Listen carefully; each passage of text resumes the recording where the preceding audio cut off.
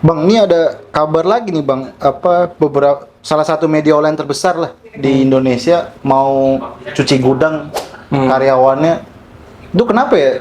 Kemarin pas Pilpres itu ada beberapa media lah yang satu tutup gitu kan, terus PHK beberapa karyawannya, bahkan lumayan banyak sih waktu itu. Apa ada pergeseran dari media online ke media sosial ya? Iya, ya sama sih Ki, gue juga sering dengar kabar yang kurang bagus sih ketika ngobrol sama teman-teman di media online kan. Berita-berita yang sering gue dengar tuh lebih ke berita buruk, entah itu dia ada pengurangan karyawan, pembayaran salary yang terlambat, bahkan ada yang nggak dibayar sama sekali, terus pembayaran THR yang belum dilaksanakan, direalisasikan, dan banyak berita-berita buruk lainnya. Tapi kayaknya gue ngelihatnya lebih ke aspek ini adalah pergeseran behavior masyarakat sih dari media online. Tadi kan lu udah sempet mention media sosial ya. Kayaknya memang arahnya ke media sosial. Jadi kalau misalkan nge-flashback sekitar 10 tahun ke belakang, itu kan kita masuk waktu itu di media sebelumnya kan, di salah satu media itu kita masuk di era media cetak kan, masih ada cetaknya, dan saat itu cetaknya masih ada, dan tapi menuju ke periode sunset yang udah apa namanya, fase-fase pengen Tenggelam lah. pengen wassalam. Nah, kita masuk di fase itu tuh. Alhamdulillahnya saat itu kita berhasil melakukan ya, bukan kita sih, tapi lebih ke perusahaan ya, perusahaan media saat itu berhasil melakukan penyelamatan dengan melakukan transisi atau transformasi ke media online. Dan ya berhasil lah akhirnya, dan juga seingat gue 3 tahun kemudian media, 3 atau 5 tahun kemudian medianya akhirnya tenggelam, media cetaknya official tutup, sedangkan media online-nya tuh cukup berjaya. Dan periode sekarang gue ngerasa kayaknya saat ini adalah periode sunsetnya media online. Jadi ketika misalkan sekarang ada dengar kabar-kabar kayak gitu, gue jadi ke-recall lagi saat 10 tahun yang lalu. Dan kalau misalkan ada jurnalis ya, atau ada perusahaan media yang bilang bahwa media online itu ya nggak bakal mati, masyarakat selamanya bakal terus membutuhkan media online misalkan. Itu sama kejadiannya kayak ketika orang 10 tahun lalu bilang bahwa media cetak tuh nggak bakalan mati. Media cetak, orang selalu bakal nyari koran, orang bakal selalu nyari majalah. Dan terbukti sekarang sangat sedikit kan orang yang mencari itu, dan orang yang memproduksi cetak dan majalah juga sangat sedikit. Jadi sekarang kayaknya kita harus menghadapi kenyataan bahwa media online itu udah mulai sunset, dan ke arah mana itu mungkin pertanyaan selanjutnya sih. Tapi kan apa ya? Kalau bisa kita ini ya, maksudnya media sosial sama media online lah khususnya kan. Nah, untuk mencegah hoaxnya kan sebenarnya lebih apa ya? Lebih sulit di media online gitu kan, karena nggak ada proses verifikasinya kan. Kita nggak tahu sih, maksudnya media online tuh verifikasinya kemana gitu kan. Media sosial tuh verifikasinya kemana. Misalkan dia dapat isu, entah langsung publish doang atau gimana kan, juga kita masih belum sulit gitu. Ketika media online kan tanda kutip ya, wartawannya kan memang harus verifikasi, dapat isu, konfirmasi segala macam gitu kan, sampai akhirnya menghasilkan sebuah informasi gitu yang harus dipublish ke publik. Nah, menurut lu gimana nih media sosial untuk melihat berita tersebut ya hoax atau enggak gitu kan? Karena balik lagi tadi juga sempat ngeliat juga bahwa kok orang bisa lama-lama gitu kan ngelihat media sosial gitu. Apa aja sih memang yang dicari di media sosial gitu kan? Iya.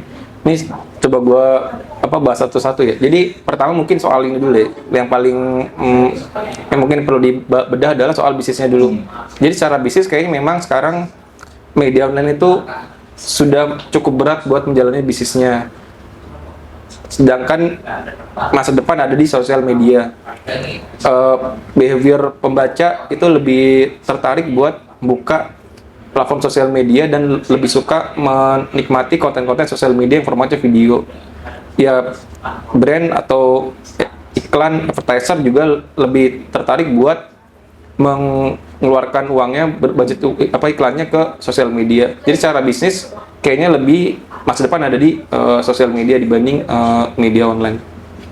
Itu yang pertama. Terus yang kedua, nggak semua media online itu, nggak semua sosial media itu dia bisa dipercaya informasinya. Ya benar, karena nggak semua sosial media itu, akun-akun di sosial media itu enggak dia melakukan kerja-kerja jurnalistik seperti yang dilakukan sama media-media massa. Ya kan kalau media massa, sorry gue potong bang. Karena kan kalau media media online atau media massa kan wartawannya sendiri kan dibekali dengan uji kompetensi gitu kan, mengikuti kompetensi wartawan, pelatihan segala macam. Yang yang kita ketahui juga kan teman-teman di wartawan kan juga nggak semuanya yang udah ikut uji kompetensi gitu kan.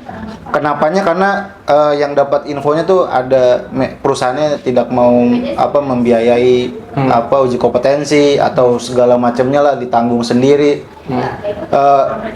Menurut lu kan penting juga nggak sih uji kompetensi itu untuk wartawan? Balik lagi sebelumnya ke wartawan dulu, baru nanti kan ke sosial medianya kan yang tanda kutip nggak ada proses verifikasinya kan bang? Iya.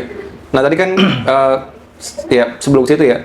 Tadi kan kita udah sampai tahap bahwa ternyata bisnis sekarang udah di sosial media. Pada pergeseran ke sosial media. Yang penting adalah media online ini harus mulai fokusin bisnisnya ke arah sosial media. Karena apa? Karena memang tadi ada pergeseran bisnis ke arah sana. Kan jangan lagi media sosial media itu hanya dijadikan buat pelengkap aja, tapi memang harus benar-benar fokus di sana. Dan yang kedua adalah pertanyaan lu tadi. Nggak semua informasi itu bisa dipercaya di sosial media. Jangankan sosial media ya, media online aja banyak yang gagal melakukan proses verifikasinya, melakukan konfirmasinya. Dan mungkin 5 tahun yang lalu ya kita pernah ada di era itu informasi itu banyak yang masuk, informasi hoax itu masuk ke media online.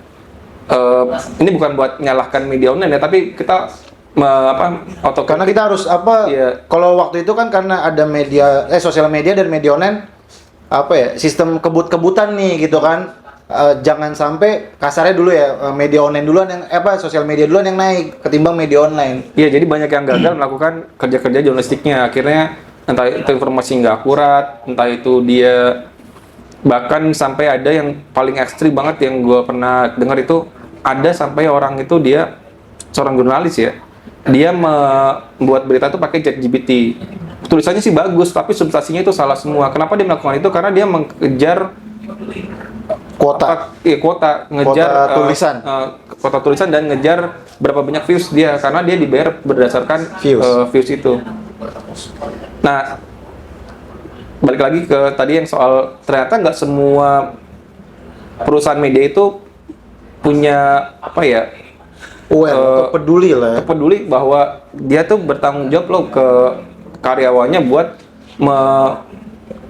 men-training, melatih karyawannya, membekali karyawannya buat menjalankan program kerja-kerja jurnalistik, dan juga mendorong karyawannya bukan buat melakukan uji kompetensi wartawan.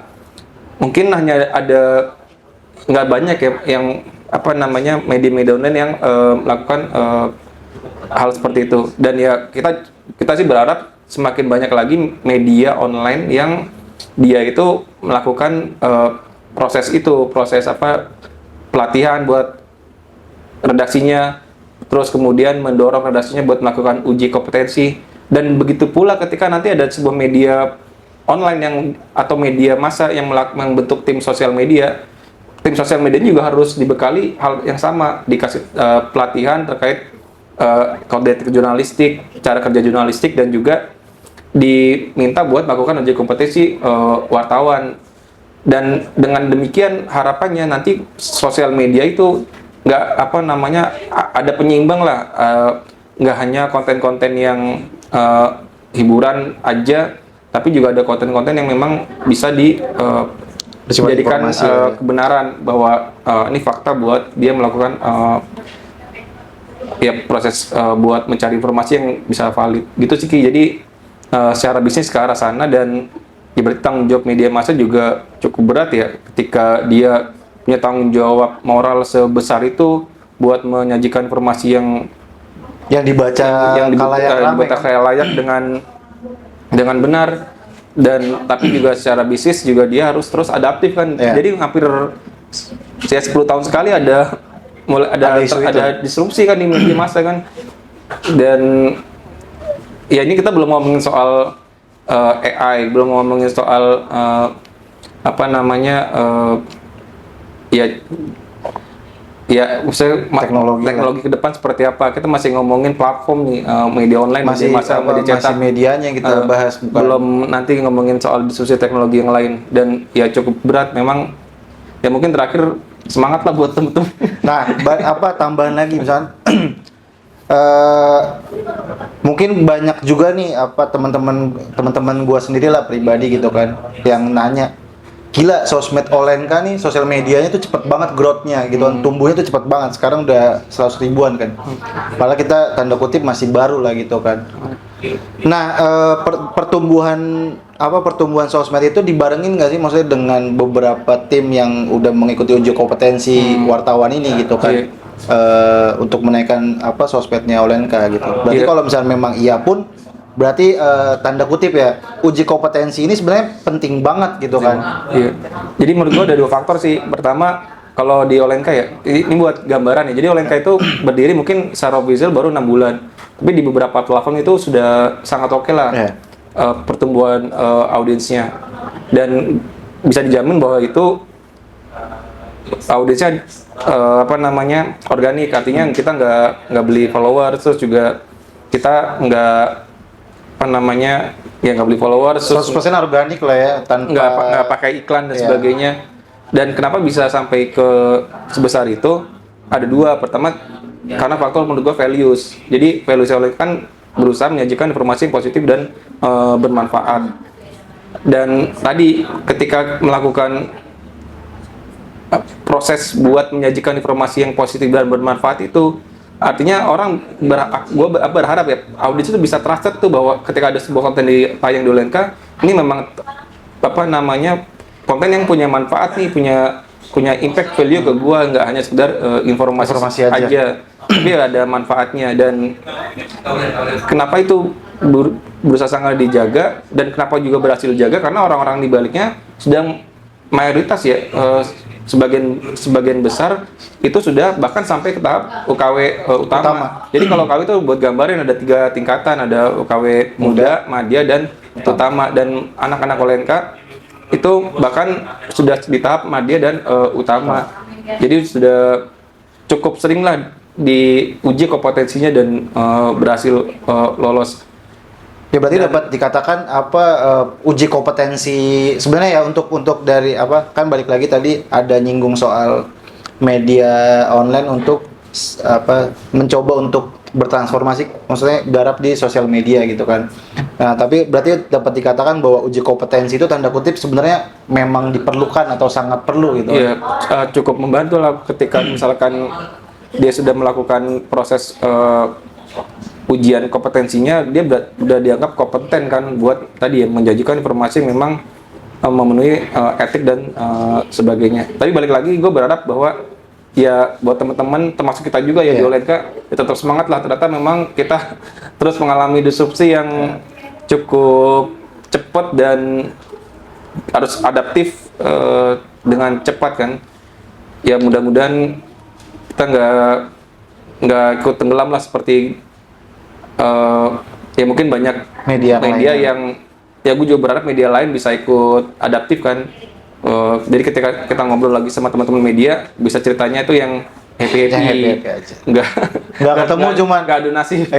cerita soal nasibnya kan, maksudnya gimana nih kita ke depannya gitu kan, cuma aduh baru dikurangin ya atau apa. Itu banyak banget bang, maksudnya belum gajian ini kok makanya kita sempat gue tanya kan, kok beberapa media massa nih, media online massa lah termasuk juga banyak tuh ada mengalami hal-hal kayak gitu tuh bang. Makanya ngobrol ternyata memang udah ada perbedaan. Ada pergeseran lah